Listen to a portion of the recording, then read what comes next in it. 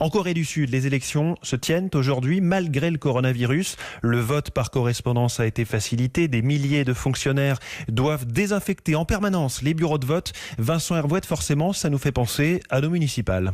C'est toujours une drôle d'idée d'aller dans un bureau de vote pendant une épidémie. La différence, c'est que les Sud-Coréens ont les yeux grands ouverts.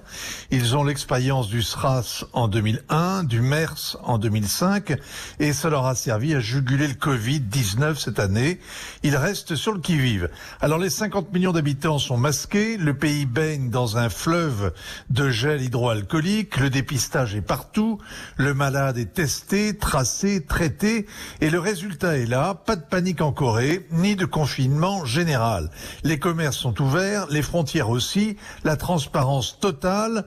Il n'y a plus beaucoup de vie privée, mais il y a très peu de morts. Au dernier pointage hier, 10 500 malades confinés et 217 décès. C'est sur ce succès que table le gouvernement pour obtenir une majorité absolue à l'Assemblée. Oui, le président Moon est à mi-mandat et il espère tirer profit de sa gestion de la crise.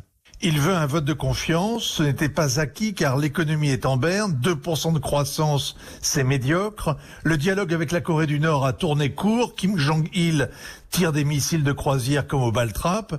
Et quand le coronavirus est apparu, le président Moon a minimisé la menace. Mais il s'est repris rapidement, il a réagi vite et fort. Ses partisans font donc campagne en disant « Nous protégeons la population ». C'est simple, c'est vrai, et il n'y a qu'un seul tour. La démocratie reste une fête en Corée du Sud. Le regard international de Vincent Hervouet, c'est tous les jours dans le journal de 8h d'Europe 1.